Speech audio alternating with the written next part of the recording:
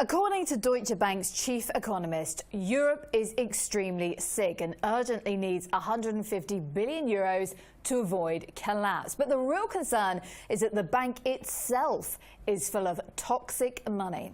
Former Deutsche Bank strategist Marshall Gittler joins me now for more. Marshall, thank you for your time. We appreciate it. So, first of all, do you think this is an accurate description of what's going on for the European banks, first of all? Do you think that they are sick?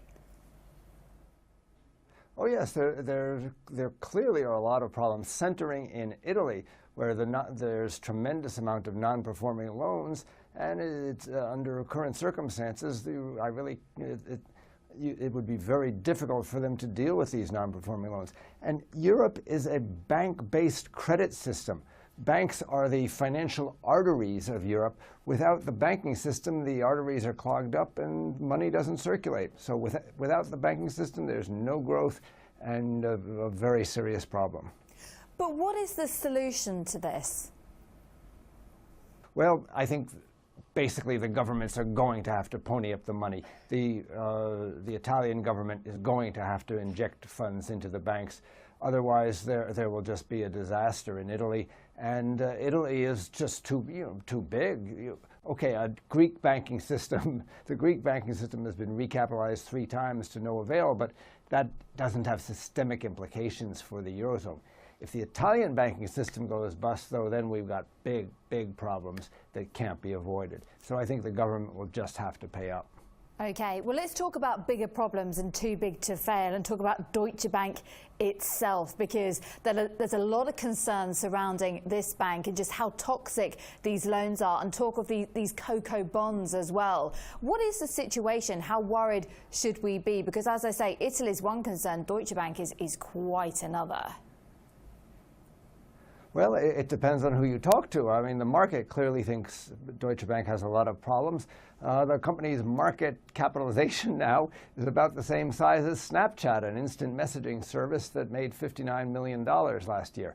So that's a remarkable indictment of the company. I think investors think that the bank will have a lot of problems raising. I think it's about 2.5 billion euros in capital that they need by 2019. On the other hand, management says it's no problem at all, and that they can do it easily. So I think it's just a matter of perception. The other problem you have with Deutsche Bank, though, is that they're either the first or second biggest holder of derivatives in the world. They've got a derivative position gross of something like $70 trillion. That's trillion, not billion, compared with a GDP in Germany of around $2 trillion. So there's a lot of worry about that, too, if things start going bad. But right now, stock markets are at a record high, bond yield prices are at a record high. Are we all kidding ourselves? Things like that we only know in retrospect. As I say, management knows their business best, and they say that it's no problem. On the other hand, the vote of the marketplace is that the Deutsche Bank has a lot of problems right now. In Europe, all the banks face problems, which is they can't get capital externally because share prices are too low and bond prices are too low. So investors aren't going to put in enough capital. The other way is to get capital internally, usually by riding the yield curve, borrowing money short-term, investing it long-term. But yield curves are too flat right now to make much money there. So where does the money come from? At the same time, the governments are trying to increase the regulatory capital that banks hold, and people just don't see where that money is going to come from. I think eventually what will happen is the regulators will have to relax these capital regulations somewhat, reduce the need for them to raise more money, and hope that over time that they can grow out of this problem. That's the only solution I can see. When you say plus governments putting in money too. When you say time and grow out of this problem, how much time are we talking about? 6 months, a year? I mean, how is this going to look in that amount of time? Are we going to have the same conversation? Well, as I said, Greece has been bailed out 3 times, and they're still quite underwater.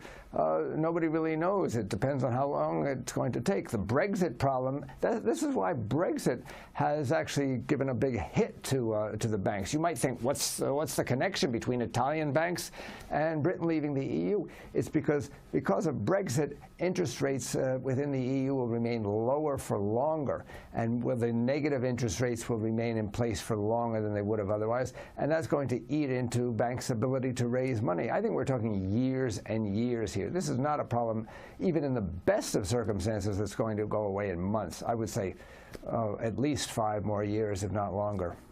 Wow. That's quite a depressing scenario, Marshall. Thank you very much indeed for your time. We appreciate that. That's Marshall Gittler there talking to us today about the European systemic banking system.